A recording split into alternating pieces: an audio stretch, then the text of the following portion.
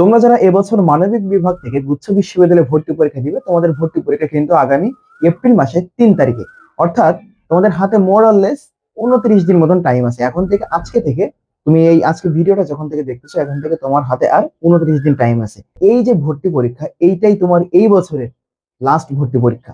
এর আগে কিন্তু প্রত্যেকটা বিশ্ববিদ্যালয় তাদের ভর্তি পরীক্ষাগুলো নিয়ে নিয়েছে। আর যাদের চান্স হয় নাই, বা যারা অন্যান্য বিশ্ববিদ্যালয়ে একটা খারাপ সাবজেক্ট পেয়েছো বা লোয়ার ক্লাসের একটা সাবজেক্ট পেয়েছো, তারা কিন্তু চাইলে এই গুচ্ছ বিশ্ববিদ্যালয়ে ভালো একটা রেজাল্ট অর্জন করে ভালো একটা সাবজেক্টে পড়তে পারো। আজকের এই ভিডিওটা মূলত তাদেরই জন্য যাদের ইংলিশের প্রিপারেশন খুবই দুর্বল।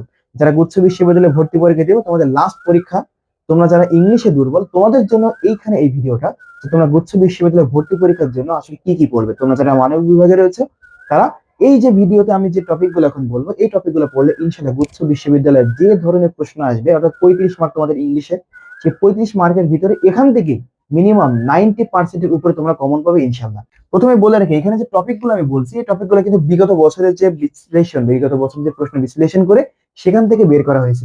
ঠিক আছে, তো চলো একটু দেখি। প্রথমে যেটা আসবে সেটা হচ্ছে আমাদের প্যাসেজ রিলেটেড কোশ্চেন। তুমি দেখতে পাচ্ছ, প্যাসেজ রিলেটেড কোশ্চেন সবচেয়ে গুরুত্বপূর্ণ তোমাদের এই গুচ্ছ বিশ্ববিদ্যালয়ের জন্য।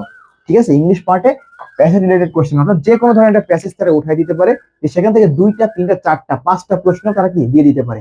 প্রশ্ন আসতে পারে যে ট্রু ফলস টাইপের প্রশ্ন আসতে পারে, বা উদ্দীপকের বা যে প্যাসেজ যেটা রয়েছে সেখান থেকে সিনোনিম অ্যান্টোনিম টাইপের প্রশ্ন আসতে পারে। ওকে, এরপরে যেটা, সেটা হচ্ছে পার্টস অফ স্পিচ। তুমি যেখানে পরীক্ষা দাও না কেন, পার্টস অফ স্পিচ তোমাকে পড়তে হবে। এখন পার্টস অফ স্পিচের ভিতরে দেখো, আমি মাত্র 4টা জিনিসকে রেখেছি, যেগুলো মোস্ট ইম্পর্টেন্ট। 4টা না, সরি, 5টা। নাউন, প্রোনাউন, ভার্ব এবং অ্যাডজেক্টিভ ও অ্যাডভার্ব। এর ভিতরে মোস্ট ইম্পর্টেন্ট যেটা, সেটা হচ্ছে ভার্ব, অ্যাডজেক্টিভ, অ্যাডভার্ব এবং এই নাউন। ঠিক আছে, এইখান থেকে প্রশ্ন আসতে পারে।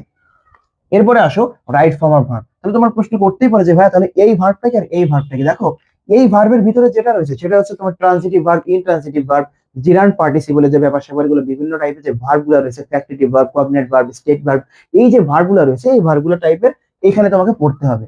এবং এইখানে যে জিনিসটা রয়েছে সেটা হচ্ছে রাইট ফর্ম অফ ভার্ব, অর্থাৎ ভার্বের নিয়মাবলী, কোথায় ভার্বের কত নম্বর রূপ বসবে সেইটা। ঠিক আছে, এই ভার্ব থেকে তোমরা মোস্ট ইম্পর্টেন্ট যে টপিকটা সেটা হচ্ছে জেরান্ড এবং পার্টিসিপল, এটা তোমরা ভালো করে একটু দেখে যাবা। এরপরে রয়েছে সাবজেক্ট ভার্ব এগ্রিমেন্ট। এই রাইট ফর্ম অফ ভার্ব এবং সাবজেক্ট ভার্ব এগ্রিমেন্ট দুইটা প্রায় কাইন্ড অফ সিমিলার টাইপের জিনিস। এই দুইটা টপিক থেকে অবশ্যই অবশ্যই তোমাকে প্রশ্ন করবেই করবে। ঠিক আছে, এরপরে ভয়েস চেঞ্জ, অনেক গুরুত্বপূর্ণ একটা টপিক। ভয়েস চেঞ্জ থেকে একটা দুটো প্রশ্ন অবশ্যই অবশ্যই থাকবে। এরপরে যেটা রয়েছে সেটা হচ্ছে ন্যারেশন। ন্যারেশনটা একটু লেস ইম্পর্টেন্ট, বাট তারপরে ওটা তোমাকে রাখতেই হবে, কারণ এখান থেকে প্রশ্ন আসলেও আসতে পারে, বিগত বছরে দেখা যায় এখান থেকে প্রশ্ন এসেছে। এরপরে ক্লজ এন্ড ফ্রেজ, অনেক গুরুত্বপূর্ণ। ঠিক আছে, identification of clause and phrase, এখান থেকে প্রশ্ন আসবেই আসবে। এরপরে যেটা রয়েছে সেটা দেখতে পাচ্ছ কন্ডিশনাল সেন্টেন্স। এই যতগুলো টপিক, এর ভিতরে সব থেকে সহজ হচ্ছে এই কন্ডিশনাল সেন্টেন্স, এবং এইটাই অনেক গুরুত্বপূর্ণ। 1 অথবা 2 মার্ক এখান থেকে আসলেও আসতে পারে। এবার এই যে টোটাল 8টা টপিক আমি লিখছি, এই 8টা টপিকের সমন্বয়ে যে টপিকটা আছে সেটা হচ্ছে কারেকশন। এই কারেকশন থেকে গুচ্ছ বিশ্ববিদ্যালয়ে প্রশ্ন আসবেই আসবে। যে কোনো 4টা প্রশ্ন দিয়ে দিবে, একই ধরনের উত্তর থাকবে, দিয়ে বলবো কোনটা আসলে কারেক্ট অ্যান্সার। অর্থাৎ এই সকল গ্রামার গুলো পড়ার পরে যখন তোমার কাভার হয়ে যাবে, তখন তোমাকে কারেকশন করতে হবে। তার মানে এই গ্রামার পার্টের ভিতরে আমরা যে 9টা টপিক রেখেছি, এই 9টা টপিক হচ্ছে তোমার গুচ্ছ বিশ্ববিদ্যালয়ে ভর্তি পরীক্ষা যারা দিবা বি ইউনিটে, তাদের জন্য most important, most important, most important topic. এরপরে রয়েছে দেখো মেমোরাইজিং পার্ট। এই মেমোরাইজিং পার্টের ভিতরে সবচেয়ে গুরুত্বপূর্ণ সেটা হচ্ছে সিনোনিম অ্যান্টোনিম। সেটা তুমিও জানো, আমিও জানি, পুরো বাংলাদেশও জানে যে সিনোনিম অ্যান্টোনিম থেকে প্রশ্ন অবশ্যই অবশ্যই করবে। এরপরে স্পেলিং মিস্টেক, অনেক গুরুত্বপূর্ণ। তার থেকে গুরুত্বপূর্ণ এই প্রিপোজিশন। এই প্রিপোজিশন থেকে মিনিমাম 3টা অথবা 4টা কোশ্চেন তোমরা গুচ্ছ বিশ্ববিদ্যালয়ে ভর্তি পরীক্ষা পাবা পাবা পাবা, তোমরা খাতায় লিখে রাখো। এরপর আমি লিটারেচারটা একটু অমিট করতেছি। এরপরে ইডিয়ম ফ্রেজ, এটাও গুরুত্বপূর্ণ, 1 অথবা 2 মার্ক এখান থেকে আসলেও আসতে পারে। এরপরে অ্যানালজি, অ্যানালজিটা কি, একটু মানসিক দক্ষতা টাইপের একটু প্রশ্ন তোমাকে এখানে দিতে পারে। একটা জিনিস দিয়ে বলতে পারে এটা যদি এই হয়, তাহলে এই লাইনের মিনিংটা কি হতে পারে, বা এই যে তোমার সিমিলার টাইপের যে জিনিসগুলো, এই টাইপের অ্যানালজি টাইপের জিনিস এখান থেকে আসতে পারে। লিটারেচার থেকে বিগত বছরে হয়তো 1 বার কি 2 বার প্রশ্ন আসছে না, যে কারণে এটা আমি ওইভাবে লেস ইম্পর্টেন্ট দিয়ে রাখছি। সো তোমরা এটা একটু কম গুরুত্বের সাথে দেখলেও হবে।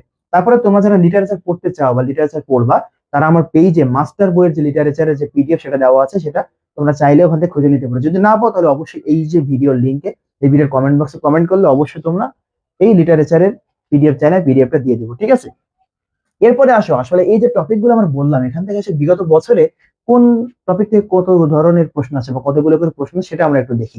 ঠিক আছে, সো এখানে বেশ কয়েকটা টপিক, মানে সবগুলো তো আর আলোচনা করা সম্ভব না, তার ভিতরে হাতে গোনা যে কয়েকটা টপিক সেটা আমি একটু বলি। দেখো, প্রথম যে টপিক সেটা হচ্ছে প্যাসেজ রিলেটেড কোশ্চেন। এই প্যাসেজ রিলেটেড কোশ্চেন থেকে 24-25 সেশনে, অর্থাৎ তোমাদের বিগত তোমাদের সিনিয়র যারা পরীক্ষা দিয়ে গেছে তাদের কিন্তু 3টা প্রশ্ন আসছিল। কয়টা? 3টা। ঠিক আছে। এবং এর পরবর্তীতে মানে এর আগে যারা পরীক্ষা দিয়েছে 23-24 সেশনে যারা পরীক্ষা দিয়েছে তাদের কিন্তু প্রশ্ন আসছিল এখান থেকে 5টা। 23-24 বলো, 22-23 বলো, 21-22 বলো এবং 20-21 বলো, 5টা করে প্রশ্ন আসছে এই যে প্যাসেজ রিলেটেড কোশ্চেন থেকে। অর্থাৎ তুমি বুঝতেই পারতেছো এই টপিকটা তোমার জন্য কতটা গুরুত্বপূর্ণ, কতটা বেশি গুরুত্বপূর্ণ এই প্যাসেজ রিলেটেড কোশ্চেন। এখন এটা সিন প্যাসেজ, অর্থাৎ তোমার টেক্সট বুক থেকেও আসতে পারে, আনসিনও আসতে পারে। তো তার জন্য তোমরা যে কোনো বই থেকে এটা ভালো করে পড়বা, অবশ্যই টেক্সট বুকটা আগে বেশি প্রায়োরিটি দিয়ে পড়বা। এবারে পার্টস অফ স্পিচ, এই পার্টস অফ স্পিচ থেকে তোমাদের 23-24 সেশনে প্রশ্ন আসছিল 3টা, 22-23 আসছিল 3টা, অর্থাৎ প্রতি সেশনেই পার্টস অফ স্পিচ, তারপরে তোমার প্যাসেজ রিলেটেড কোশ্চেন, এগুলো থেকে প্রশ্ন আসছে। অর্থাৎ আমি পার্টস অফ স্পিচটাকেও কি করবো এখানে সবচেয়ে গুরুত্বপূর্ণ তালিকায় রাখবো।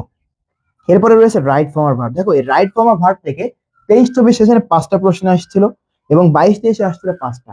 অর্থাৎ তোমাদের এই যে 24-25 যেটা হয়ে গেল, এখানেও সম্ভবত 2টা কি 3টা প্রশ্ন রাইট ফর্ম আর ভার্ব থেকে আসছে। অর্থাৎ রাইট ফর্ম আর ভার্ব অনেক বেশি গুরুত্বপূর্ণ। এর সাবজেক্ট এগ্রিমেন্ট সেম জিনিস, এখানেও 2টা 3টা 4টা করে প্রশ্ন প্রতি বছরই আসতেছে। এরপরে ভয়েস চেঞ্জ, এই ভয়েস চেঞ্জটা গুরুত্বপূর্ণ, 2টা প্রশ্ন প্রতি বছর এখান থেকে থাকে। ঠিক আছে। এরপরে ন্যারেশন, যেটা দেখছো আমি যেটা বললাম এর ভিতরে সবচেয়ে গুরুত্বপূর্ণ যে টপিক গুলো সেটা আমি বেশি মার্ক করে দিচ্ছি।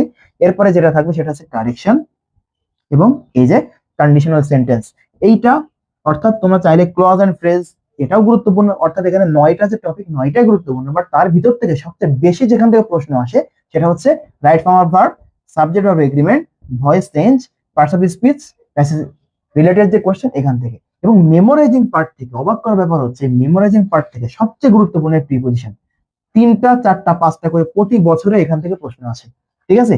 সিনোনিম অ্যান্টোনিম, এখান থেকে 2টা, একটা প্রশ্ন থাকবেই। স্পেলিং একটা মাস্ট এখান থেকে থাকবেই থাকবে। এরপরে অ্যানালজি, এখান থেকে প্রশ্ন তারা করে। ঠিক আছে।